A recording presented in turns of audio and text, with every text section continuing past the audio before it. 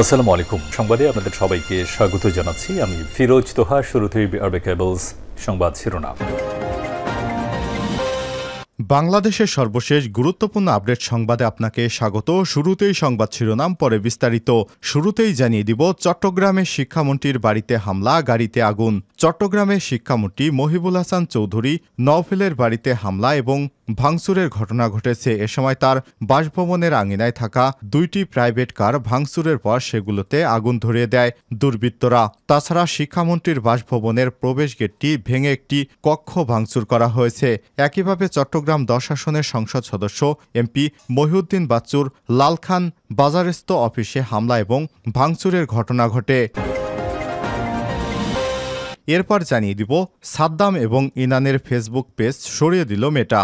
বাংলাদেশ ছাত্রলীগের কেন্দ্রীয় সভাপতি সাদ্দাম হোসেন এবং সাধারণ সম্পাদক শেখ ওয়ালি আসিফ ইনানের ভেরিফাইড ফেসবুক পেজ সরিয়ে দিয়েছে ফেসবুকের স্বাত্বাধিকারী প্রতিষ্ঠান মেটা। ফেসবুকের পলিসির বিরুদ্ধে গিয়ে পেজটি পরিচালনা করায় তা বন্ধ করে দেওয়া হয়েছে বলে জানিয়েছে মেটা। শুক্রবার 2 আগস্ট দিবাগত মধ্যরাত থেকে ছাত্রলীগের সভাপতি সাদ্দামের ফেসবুক পেজটি আর খুঁজে পাওয়া যাচ্ছে না। অন্যদিকে আজ শনিবার 3 আগস্ট সকালে ইনানের পেজটিও সরিয়ে ফেলা হয়েছে ফেসবুক থেকে। মেটা জানিয়েছে, ছাত্রলীগ সভাপতি সাদ্দামের পেজ বন্ধ চেয়ে মেটার কাছে অসংখ্য ব্যবহারকারী আবেদন করেছেন। তার পরিপ্রেক্ষিতে পেজটি তারা ভেরিফাই করে। এরপর পেজ দুটিতে অসংলগ্ন কিছু পাওয়া যায়। পেজ দুটি সরিয়ে দেওয়া হয়েছে ফেসবুকের প্ল্যাটফর্ম থেকে। এবারে জানাবো, জামালপুরের শিক্ষার্থীদের উপর গুলিবর্ষণ, আহত 10। নয়াদিগন্তের প্রতিবেদন। জামালপুরে শহরের হাইস্কুল মোড়ে কোটা আন্দোলনকারীদের সাথে পুলিশ এবং আওয়ামী লীগ নেতাকর্মীদের মধ্যে ধা পাল্টা ধা এবং ইটপাটকেল নিক্ষেপ ও ককটেল বিস্ফোরণ ও গুলিবর্ষণের ঘটনা ঘটেছে। এ সময় আন্দোলনকারী শিক্ষার্থী, পথচারী সহ অন্তত 10 জন আহত হয়েছে বলে জানা গেছে। এদিকে বরিশালে এপিবিএনের গাড়ি এবং পুলিশ বক্স ভাঙচুর এবং 4 পুলিশ আহত। ঢাকা বরিশাল মহাসড়ক অবরোধের কর্মসূচি শেষে ফের আর্মড পুলিশ ব্যাটালিয়ন এপিবিএনের গাড়ি এবং পুলিশ বক্স ভাঙচুর করেছে শিক্ষার্থীরা। শনিবার দুপুর 2:30টার দিকে মহাসড়কের হাতেমালি কলেজ চৌমাথা এলাকায় এই দুর্ঘটনা ঘটে। এ সময় 4 জন পুলিশ সদস্য আহত হয়েছে বলে জানা গেছে। তবে ভাঙচুরের ঘটনা কোনো শিক্ষার্থী জড়িত নয় বলে জানিয়েছেন ছাত্র আন্দোলনের একাধিক সংগঠন। তাদের আন্দোলনকে ভিন্ন খাতে প্রবাহিত করতে দুষ্কৃতকারীরা এবং এই ঘটনা ঘটেছে বলে জানিয়েছেন তারা। এদিকে নিষেধাজ্ঞা অমান্য করে ঢাকার মিরপুর ডিওএইচএসে ফের ছাত্র জনতার বিক্ষোভ। ডিওএইচএস পরিষদের নিষেধাজ্ঞা এবং অমান্য করে চলমান ছাত্র আন্দোলন সমর্থন জানিয়ে রাজধানী মিরপুর ডিওএইচএসে বিক্ষোভ মিছিল করেছেন ছাত্র জনতা এবং শিক্ষক সমাজ। আজ বিকাল 4টায় মিরপুর ডিওএইচএসে বসবাসকারী কয়েক হাজার মানুষ বিইউপির শিক্ষার্থী এ মিছিলে অংশ নেয়। মিছিলটি মিরপুর ডিওএইচএস এর বিভিন্ন সড়ক প্রদক্ষিণ করে। মিছিলে অংশগ্রহণকারী কয়েকজন বিক্ষোভকারী জানান, শনিবার অবসরপ্রাপ্ত সামরিক কর্মকর্তা এবং তাদের পরিবারের সদস্যরা বৈষম্যবিরোধী ছাত্র আন্দোলনকে সমর্থন জানিয়েছে। ডিওএইচএস এর ভেতরে গণমিছিল করলে ডিওএইচএস পরিষদ এই এলাকায় মিছিল মিটিং এর উপর নিষেধাজ্ঞা দেয়। তারপরও তাদের নিষেধাজ্ঞা উপেক্ষা করে রাস্তায় নেমেছিল আন্দোলনকারীরা। এছাড়াও অনেক সাবেক সেনা কর্মকর্তা এবং তাদের পরিবারের সদস্যরা এ এলাকায় রয়েছে। এ কারণে এই নিষেধাজ্ঞা জারি করা হয়েছিল।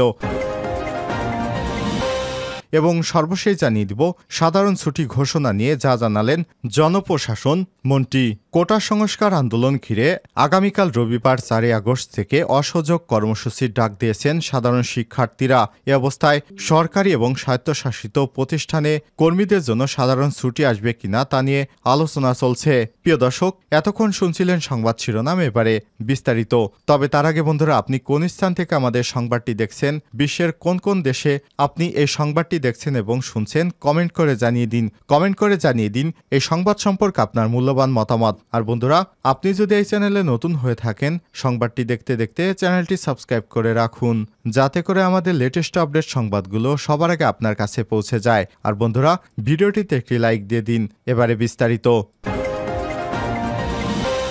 চট্টগ্রামে শিক্ষামন্ত্রীর বাড়িতে হামলা, গাড়িতে আগুন। চট্টগ্রামের শিক্ষামন্ত্রী মহিবুল হাসান চৌধুরী নওফেলের বাড়িতে হামলা এবং ভাঙচুরের ঘটনা ঘটেছে। এ সময় তার বাসভবনের আঙিনায় থাকা 2টি প্রাইভেট কার ভাঙচুরের পর সেগুলোতে আগুন ধরিয়ে দেয় দুর্বৃত্তরা। এছাড়াও শিক্ষামন্ত্রীর বাসভবনে প্রবেশে গেটটি ভেঙে একটি কক্ষ ভাঙচুর করা হয়। একইভাবে চট্টগ্রাম 10 আসনের সংসদ সদস্য এমপি মহিউদ্দিন বাচ্চুর লালখান বাজারস্থ অফিসে হামলার ঘটনা ঘটে। শনিবার 3 আগস্ট সন্ধ্যায় সরকারের চশমাখালিস্থ বাসভবনে এবং লালখান বাজার এলাকায় পৃথকভাবে এসব হামলার ঘটনা ঘটে। শিক্ষামন্ত্রীর বাবা এবং চট্টগ্রাম সিটি কর্পোরেশনের চসিক সাবেক মেয়র প্রয়াত এবিএম মহিউদ্দিন চৌধুরীর নাম অনুসারে নগরের চশমা হিল এলাকাটি মেয়র গলি হিসেবে পরিচিত। রাজনৈতিক বিভিন্ন ইস্যুকে কেন্দ্র করে স্মরণকালে শিক্ষামন্ত্রীর ওই বাসভবনে হামলায় নজির নেই বলে জানিয়েছে সংশ্লিষ্টরা। অন্যদিকে সর্বশেষ জাতীয় সংসদ নির্বাচনকে কেন্দ্র করে লালখান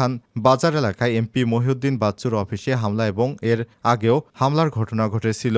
জানা যায় দুপুর থেকে নগরের নিউ মার্কেট এলাকায় বৈষম্য বিরোধী ছাত্র আন্দোলনের বিক্ষোভ কর্মসূচি ছিল। সন্ধ্যায় সেই কর্মসূচি শেষে মিছিল নিয়ে যার পথে একদল দুর্বৃত্ত মেয়রের গলিতে ঢুকে পড়ে। এ সময় তারা নানা স্লোগান দিতে থাকে। এক পর্যায়ে শিক্ষামন্ত্রীর বাসভবনে প্রবেশ করে গেটটি ভেঙে ঢুকে পড়ে দুর্বৃত্তরা। এ সময় আঙিনায় থাকা 2টি প্রাইভেট কার ভাঙচুর করা হয়। এর মধ্যে একটি গাড়ি শিক্ষামন্ত্রী নিজেই ব্যবহার করেন। ভাঙচুরের পর গাড়িটিতে আগুন লাগিয়ে দেওয়া হয়। গাড়ি ভাঙচুর শেষ হলে মূল ভবনে একটি রুমেও হামলা চালানো হয়। রুমটি রাজনৈতিক মিটিংয়ের কাজে ব্যবহৃত হতো বলে জানা গেছে। এ সময় রুমে থাকা চেয়ার টেবিল এবং আসবাবপত্র ভাঙচুর করা হয়। শিক্ষামন্ত্রীর সহকারী রাহুল দাস কালবেলাকে বলেছেন, পরিকল্পিতভাবে এই হামলা চালানো হয়েছে বলে মনে হচ্ছে।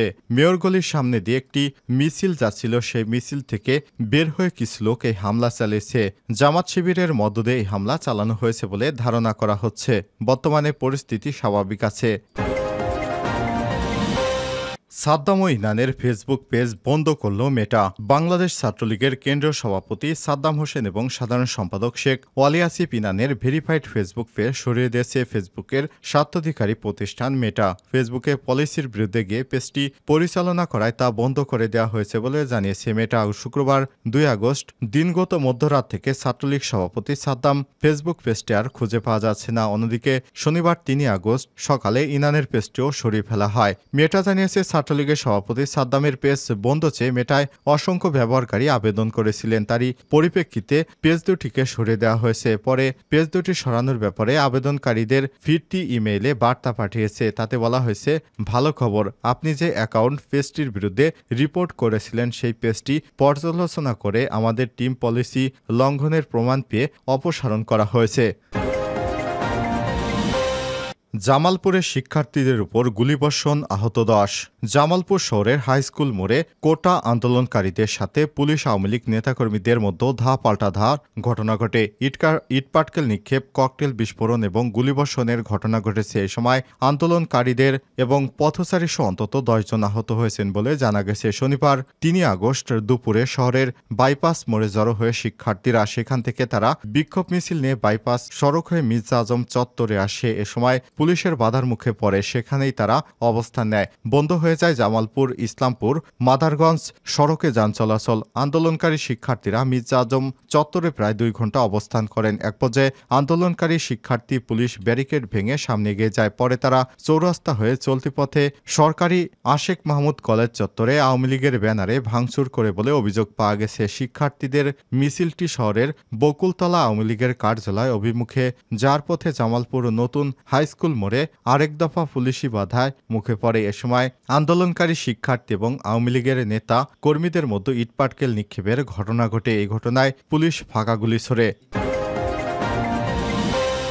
বরিশালে এপিবিএনের গাড়ি এবং পুলিশ বক্স ভাঙচুর, 4 পুলিশ আহত।